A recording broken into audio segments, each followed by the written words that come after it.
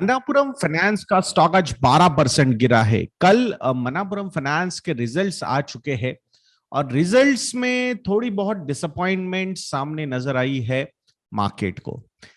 तो उसके बारे में एक छोटा सा एनालिसिस मैं आप लोगों के सामने प्रेजेंट करूंगा। एक 6 पॉइंट एनालिसिस रहेगा ये। तो जिसमें क्या क्या पॉइंट्स होंगे ये पहले मैं बता दूं आपको। तो Q1 FY22 के जो रिजल्ट्स है वो नंबर्स थोड़ा सा एनालाइज करेंगे। देन सेकंड पॉइंट में रहेगा effect of Covid on AUM and AUM mix also, assets under management, और उसका मिक्स कैसा है इसके बारे में यहाँ पे हम बात करने वाले हैं। इरोजन इन गोल्ड पोर्टफोलियो, इसके बारे में भी बात करेंगे, उसके रीजंस भी समझने की कोशिश यहाँ पे करेंगे। की रेशियोज के बारे में बात होगी, asset quality, and last but not the least और the most important valuation ratios पे भी मैं आप लोगों के साथ डिस्कशन करने वाला हूं। और यहाँ पे थोड़ा सा कंपैरिजन हम मुथूट फाइनेंस के साथ भी करने वाले हैं।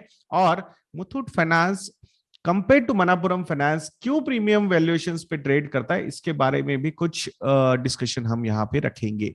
सो Q1 FY22 के रिजल्ट्स पहले देख लेते हैं।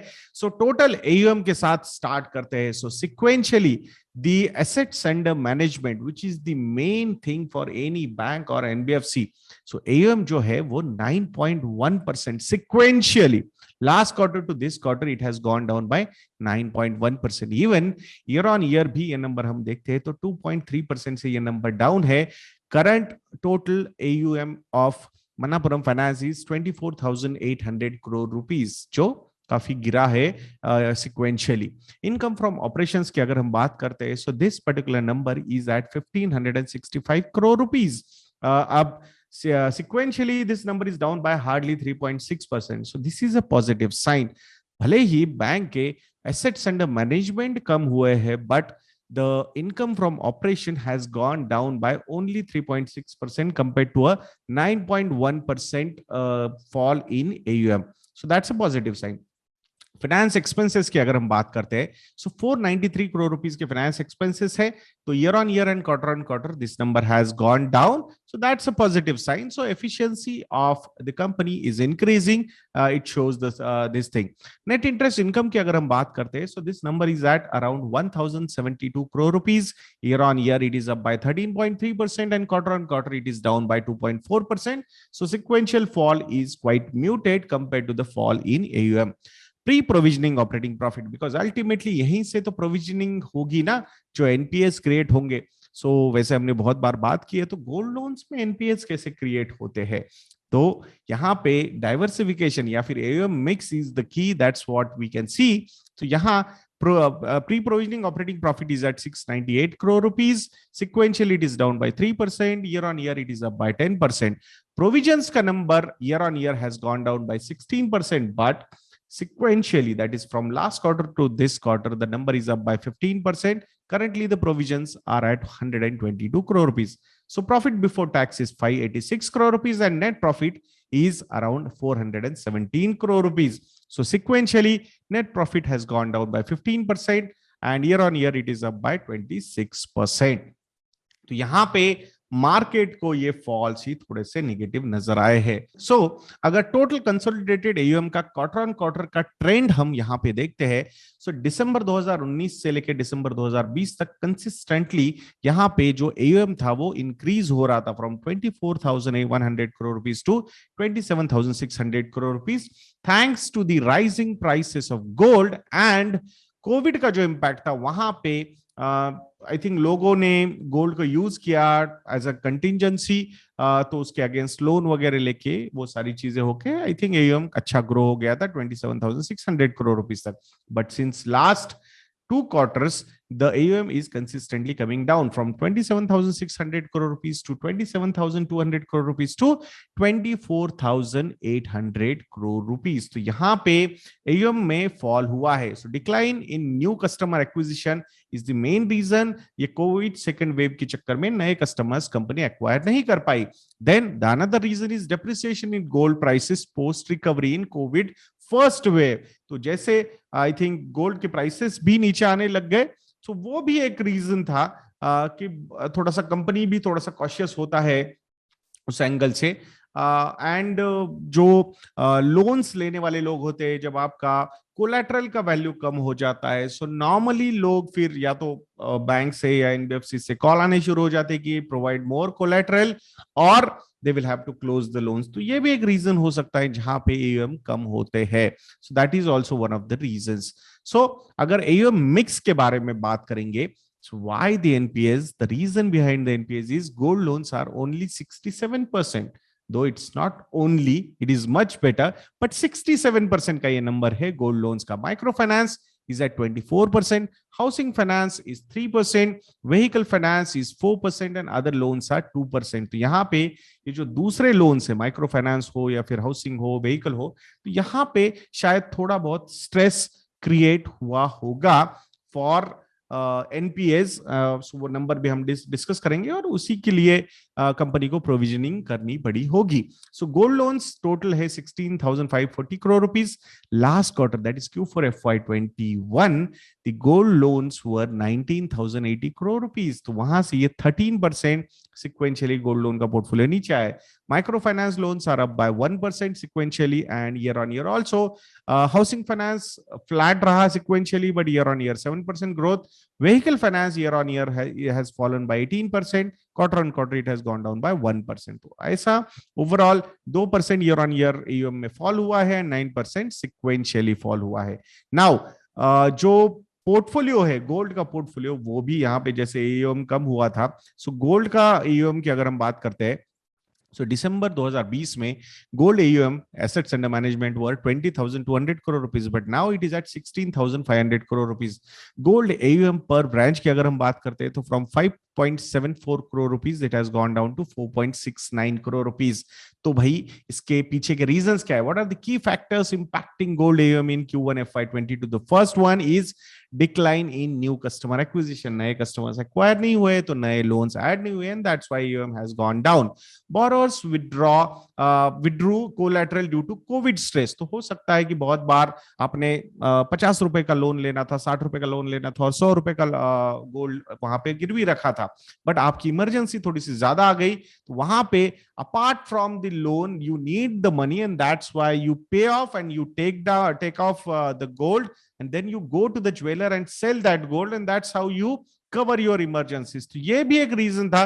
तो बोरोवर्स ने जो कोलैटरल दिया था गोल्ड का वो उन्होंने विड्रॉ कर लिया to sell that particular thing. Risk management measures भी कंपनी ने यहाँ पे लिए हैं।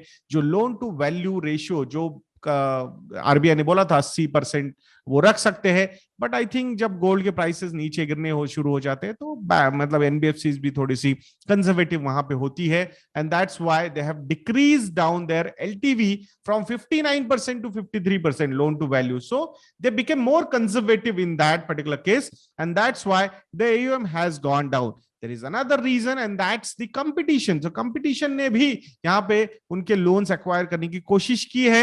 So in a way this is also customer attrition। तो वो भी एक reason था, जैसे कंपनी ने बोला है ये कि कंपटीशन की वजह से भी थोड़ा सा एयूएम में चर्न हुआ है एंड गोल्ड प्राइसेस जो डिक्रीज हुए 17% से सिंस द पीक जो 55-56,000 तक गए थे वो अभी 46-47,000 रुपीज तक नीचे आ चुके हैं। तो वो भी एक रीजन है जहां पे नॉर्मली प्राइसेस बढ़ जाते हैं तो एक आई थिंक जो अलाइड बिजनेस होते हैं गोल्ड रिलेटेड वो अच्छे करने शुरू हो जाते हैं, तो जिसमें गोल्ड लोन्स भी आते थे, तो वो भी एक रीजन है जो यहाँ पे उनके एयूएम पे इम्पैक्ट हुआ है।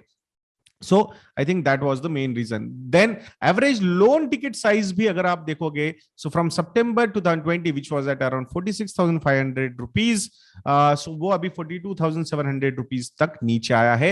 And the worst part is their customer base जो increase हो रहा था अच्छे से consistently, वो अभी 24 लाख पे नीचे आया है। So that's not a positive sign.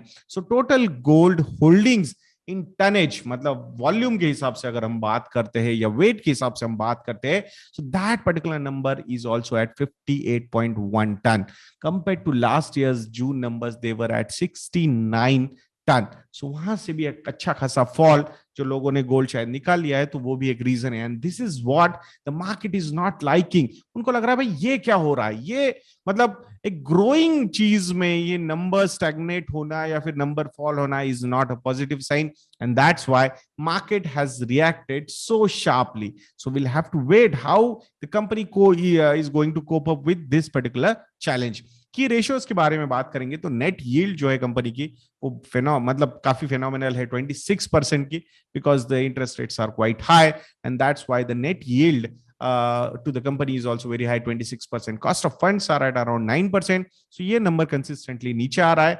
So that's a positive sign. So falling cost of funds and stagnant rate of interest on gold loans is what helping company to yield more from the loans or assets. So ये I think काफी अच्छी win win situation है company के लिए. Capital adequacy ratio की बात करेंगे तो 34% का नंबर कंपनी ने इस क्वार्टर में यहाँ पे रेडी रखा हुआ है कैपिटल एडिक्वेसी के लिए. It means there could be some pain in coming quarters, and that's why company wants to be ready or maybe aggressively play करना चाहेगी आने वाले समय में, but not now. So I think that's why they are creating their war chest ready. So let's see. ROA की बात करेंगे तो 7.2%. You know ना, HDFC बैंक के बारे में जब हमने बात की तो 1.8% का ROA था उनका एनुअलाइज्ड Q1 के रिजल्ट्स के बाद. उसके कंपैरिजन में I am not just blindly comparing, but ROA assets पे कितना रिटर्न लाती है companies? 7.2% is a big number, there is no doubt, and 24% is return on equity. So ये number from 29.7% it has come down to 24%. तो ये fall हुआ है because the income has gone down, that's the main reason. Gross NPAs and net NPAs, तो यहाँ पे थोड़ी सी worry मुझे लगती है क्योंकि मेजरली गोल्ड लोन्स है, उसमें भी एनपीएस हो सकते हैं, तो वो पैसा कहीं जाएगा नहीं, but ultimately you will have to declare and that's why company is not providing very high amount. 2% का gross NPA but still net NPAs are 1.6%. So provisioning क्यों ज्यादा नहीं हुई है, नेट एनपीएस क्यों नीचे नहीं आए? Because company is quite confident to recover the money and that's why the provisions are on a lesser side. So ये हमने हमेशा देखना चाहिए जब आप गोल्ड लोन्स के बारे में बात करते हो. Last but not the least is the valuation. So 9.39 का P ratio currently Manappuram finance का है. सो 1 ईयर का मीडियन P 8.58 है, 3 इयर्स का मीडियन P 9.32 है, 5 इयर्स का मीडियन P 10.51 है और 10 इयर्स का मीडियन P 11.24 है. सो उसके कंपैरिजन में आई थिंक बैंक ये सॉरी एनबीएफसी जो है Manappuram finance, I think they are trading at reasonable valuations, but obviously markets doesn't like stagnant numbers or falling numbers. तो यहाँ पे ये चेक करना पड़ेगा कंपनी को, क्योंकि आने वाले क्वार्टर्स में अगर ऐसी ही चीज रही, so that is going to have some kind of pain and we will not be surprised. A downward re-rating on the P ratio side is also possible. So that's why we should be careful. वैसे company ने कोई ऐसा बहुत ज्यादा negative view दिया नहीं है, but we'll wait how things go ahead. So उसके कंपैरिजन में मुथूट फाइनेंस के जो पी रेशियो है वो 15.06 का है, तो ऑलमोस्ट 60% का प्रीमियम कंपेयर टू मनापुरम यहाँ पे नजर आ रहा है. अगर ये मीडियन पी का कंपैरिजन हम 3 साल 5 साल 10 साल का देखते तो वहां पे premium was ranging between 10% to 28%. But suddenly इतना ज्यादा क्यों हुआ है ये? तो इसका रीजन है कि जो मुथूट मनापुरम फाइनेंस है ये डाइवर्सिफाइड बुक है, तो ऐसे डिफिकल्ट मार्केट में शायद मार्केट को लग रहा है यार ये डाइवर्सिफिकेशन थोड़ा सा स्पॉइलर हो सकता है. So from the asset quality point of view, but Manappuram is more than 95% जो लोन्स है वो गोल्ड लोन्स है, वहां पे कंपेयर टू दैट रिस्क कम लग रही है and that's why the premium valuations could be on a higher side. That could be one of the reasons. तो मैं आशा करता हूं कि आपको ये वीडियो अच्छा लगा होगा. If you people feel that we are doing a good job, तो investindia.in को विजिट करना मत भूलिएगा दोस्तों, और डिस्क्रिप्शन बॉक्स चेक करना भी मत भूलिएगा. कुछ अट्रैक्टिव ऑफर्स आपको हमारे रेडीमेड मॉडल पोर्टफोलियोज पे मिल सकते हैं. मैं आशा करूंगा आप investindia.in को जरूर विजिट करेंगे. तो ऐसे वीडियोस के लिए चैनल पे बने रहिए और नेक्स्ट वीडियो तक के लिए मुझे आज्ञा दीजिए दोस्तों.